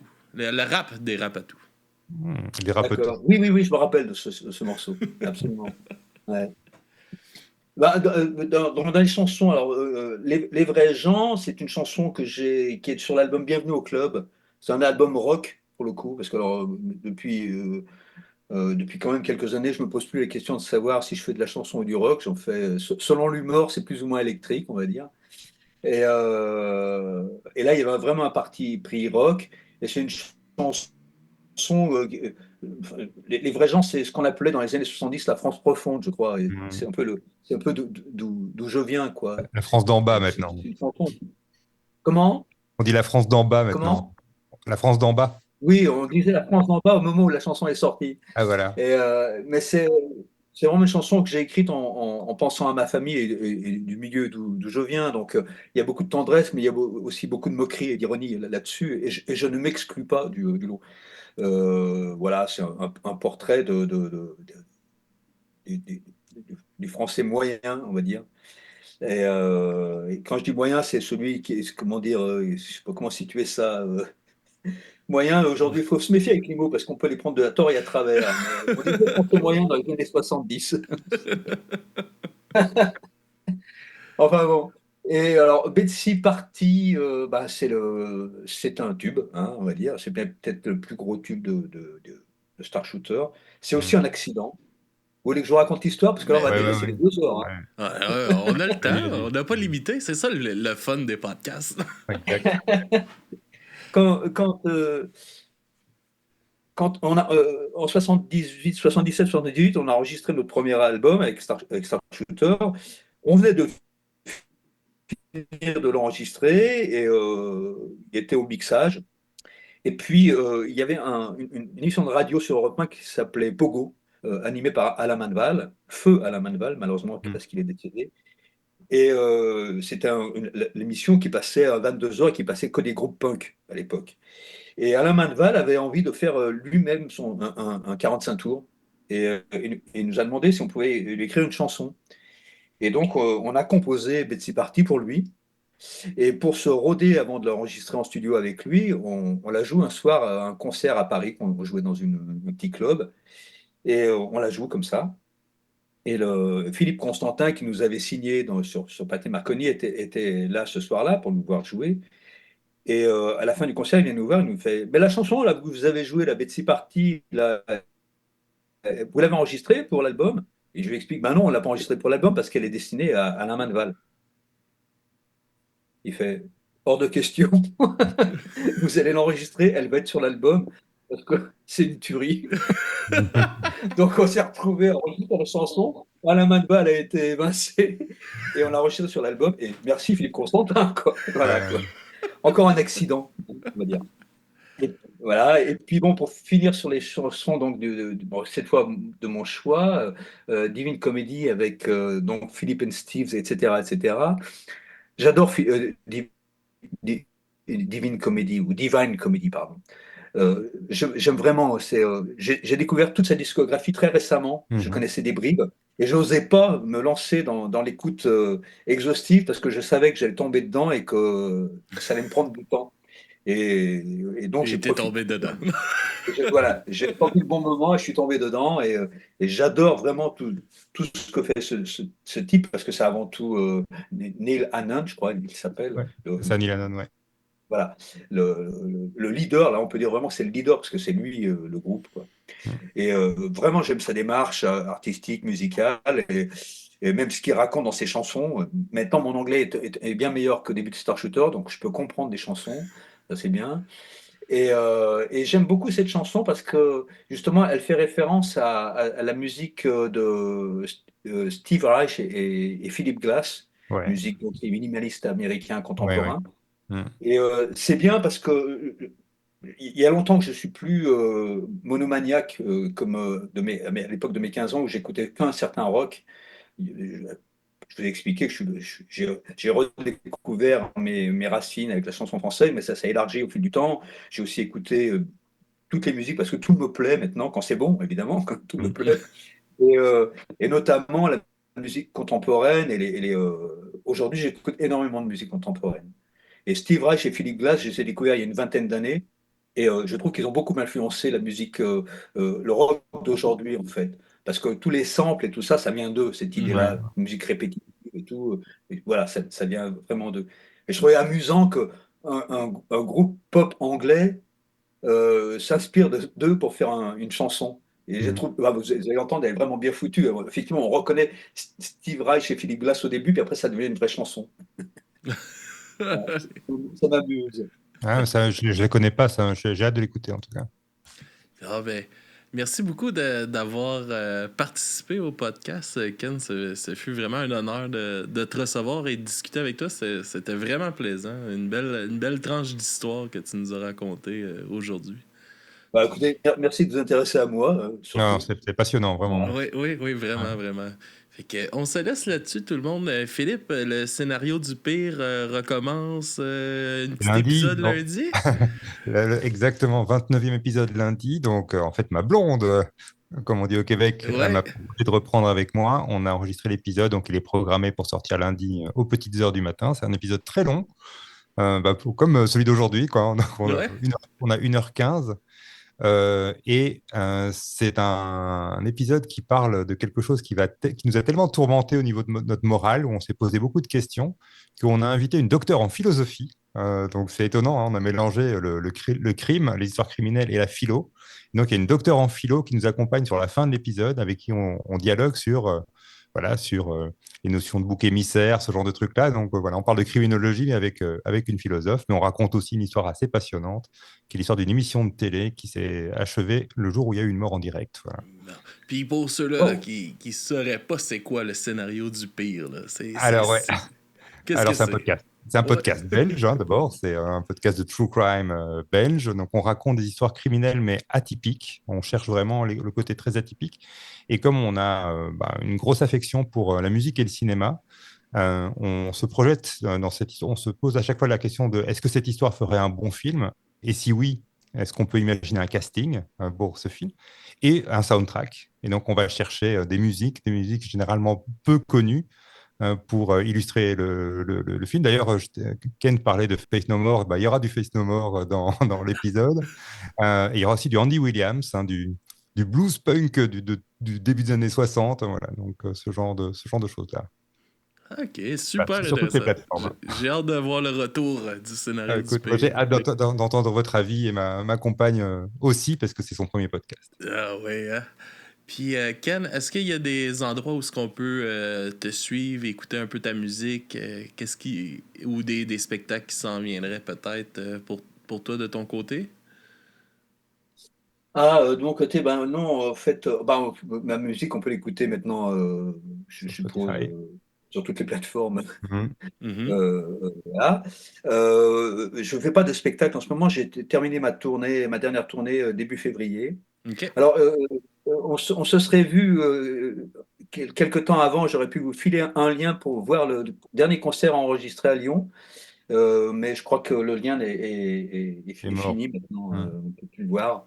Et donc, non, il faudra attendre longtemps. Je suis sur un projet de bande dessinée et ça va me prendre beaucoup de temps. Et voilà, je peux pas. À suivre sur les réseaux, voir ce qui s'en vient avec toi. On fera peut-être un petit concours. J'offrirai volontiers la BD, mais on fera peut-être un petit concours du bruit à mes oreilles pour gagner une bande dessinée signée Kent. Oui, ça pourrait être une idée. Sinon, oui, c'est vrai, sur mon site, j'ai une chaîne YouTube où il y a il y a des extraits de concerts, des choses comme ça, oui. Ok. Ouais, c'est aussi pour ceux qui s'intéresseraient à moi après ce brillant podcast. Oui. Parfait. On va pouvoir te voir sur scène parce que j'ai pris la version live au Café de la Danse pour ceux-là qui regardent en vidéo le podcast. Fait qu'on va pouvoir voir un peu ton énergie aussi sur scène dans la première chanson Les Vrais Gens. Fait qu'on se laisse là-dessus, tout le monde. Merci beaucoup, puis à la prochaine. Bonne journée à tous. Bye bye. Salut.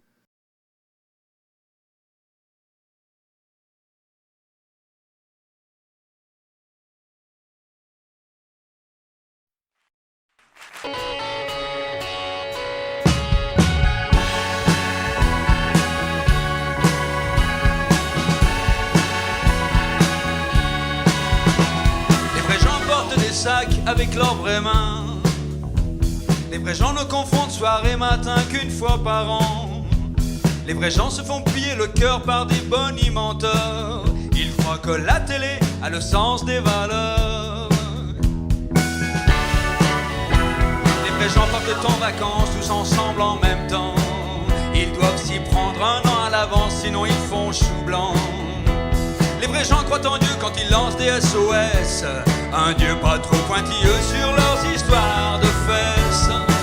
Les vrais gens viennent chez moi et moi je viens chez eux. Les vrais gens sont chez moi et moi je suis chez eux.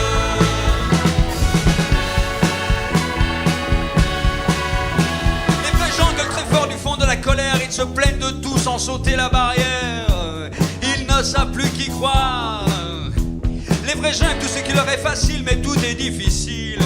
Ils aiment par hasard, il suffit de leur plaire et tout devient facile. Les vrais gens aiment les grosses voitures qui roulent dans la nature. Ils aiment l'air pur et les goûts synthétiques et la bonne nourriture. Les vrais gens quand ils rient ont leur rire jusqu'aux yeux. Leurs dents partent en vrille, mais ils s'en foutent parce qu'ils sont heureux. Ils rient de tout, d'un rien et du malheur. Ils rient pour se faire de la chaleur. Les vrais gens viennent chez moi et moi je viens chez eux. Les vrais gens sont chez moi et moi je suis chez eux.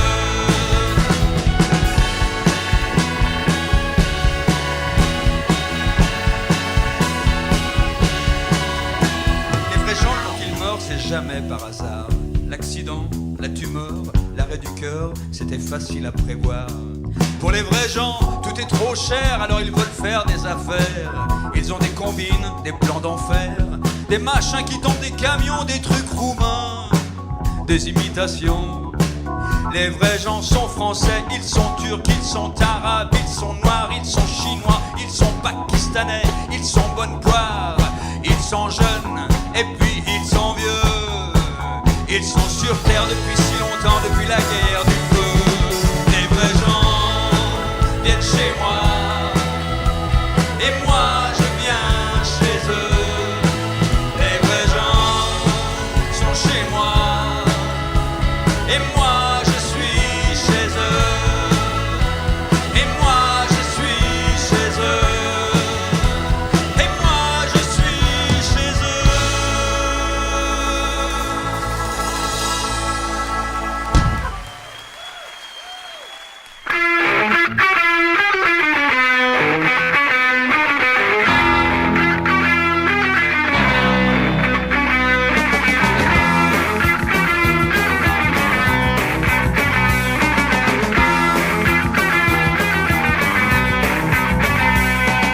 Ça me faisait rien du tout d'aller avec des copines, danser comme un fou, comme ça pendant toute la nuit. Je n'ai pas résisté, elles m'ont dit que tu vas craquer. Une fois arrivé, elles ne s'étaient pas trompées. Je n'ai jamais vu ça moi, une villa comme ça.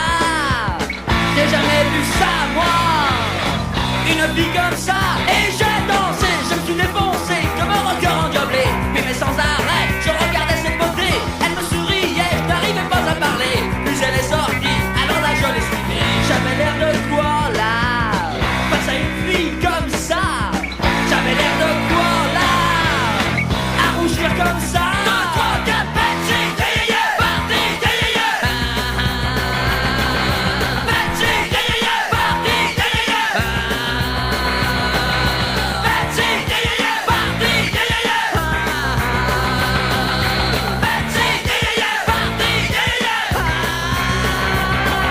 J'étais intimidé, elle m'a dit je peux me lever ici. Elle a rigolé et les étoiles sont tombées. Je voulais m'en aller mais elle m'en a empêché. On a trébuché et sur moi elle est tombée. J'ai jamais eu ça moi, une chance comme ça. J'ai jamais eu ça moi, une vie comme ça. Quand je pense que ça me disait rien du tout d'aller avec mes copines, danser comme un fou, comme ça pendant toute la nuit. Je n'ai pas résisté, elles m'ont dit tu vas craquer. Une fois arrivé, elles ne s'étaient pas trompées. Je n'ai jamais vu ça moi, une vie comme ça. Je n'ai jamais eu ça moi, une vie comme ça. 2, 3, 4, 5, 6, parti,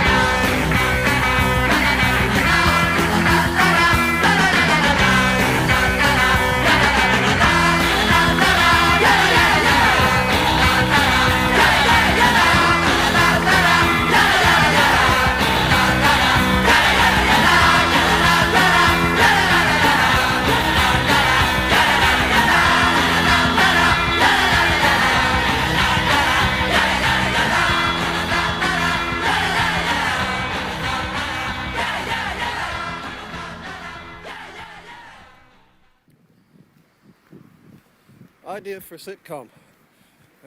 Philip and Steve's Furniture Removal Company. Based on the early lives of Philip Glass and Steve Reich in New York in the 60s. Many hilarious gags about the repetitive nature of the work and the phases that Steve's life goes through. The theme tune would be a bit like this.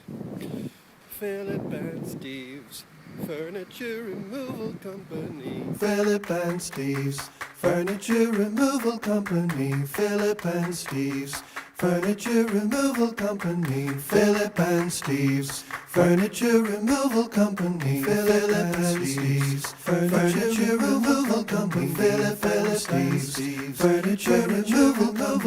Philip and Steve's Furniture Removal Company. Philip and Steve's Furniture Removal Company. Philip and Steve's Furniture Removal Company. Furniture Removal Company. Philip and Steve's Furniture Removal Company. Furniture Removal Company. Furniture Removal Furniture Removal Company. Furniture Removal Company. Philip and Steve's Furniture Removal Company. Furniture Removal Company. Furniture Removal Furniture Removal Company. Philip and Steve's Furniture Removal Furniture Removal Furniture Removal Furniture Removal Furniture Removal Furniture Removal Philip and Steve's Furniture Removal Furniture Removal Philip and Steve's Furniture Removal Philip and Steve's Furniture Removal Company. Philip and Steve's Furniture Removal Company.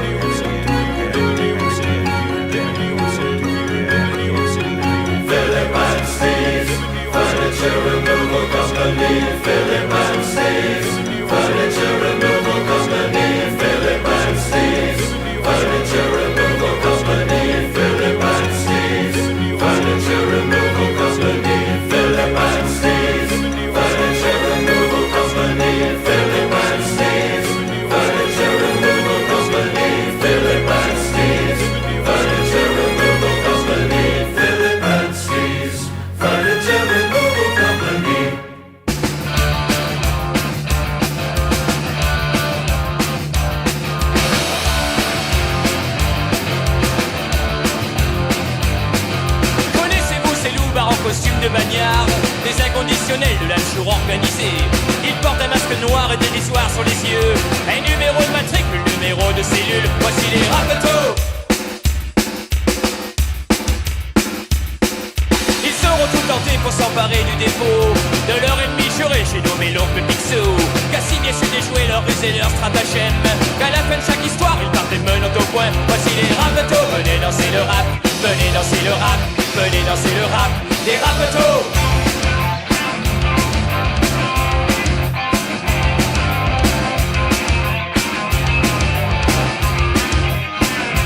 Rapetos.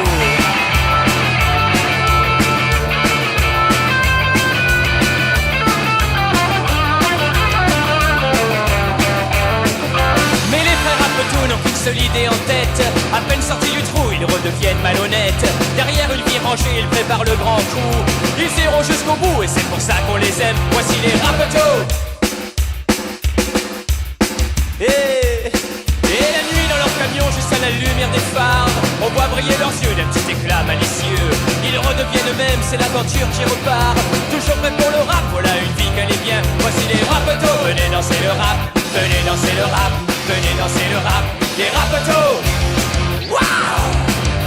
Nous sommes les frères rapetos. Nous sommes les frères rapetos. Prenez garde à vos sous.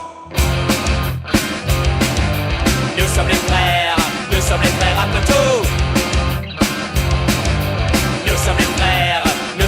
rapetos. Nous sommes les frères rapetos. Attention, hop. Nous sommes les frères rapetos, prenez garde à vos sous. Nous sommes les frères rapetos, surveillez vos bijoux. C'est quand il fait nuit que nous sortons de notre tanière. On renifle de loin les coffres forts remplis d'or. Prenez garde à vos sous car nous sommes les frères rapetos. Nous sommes les frères rapetos, prenez garde à vos sous. Nous sommes les frères rapetos, surveillez vos bijoux. C'est quand il fait nuit que nous sortons de notre tanière. On renifle de loin les coffres forts remplis d'or. Prenez garde à vos sous car nous sommes les frères rapetos. Nous sommes les frères rapetos. Nous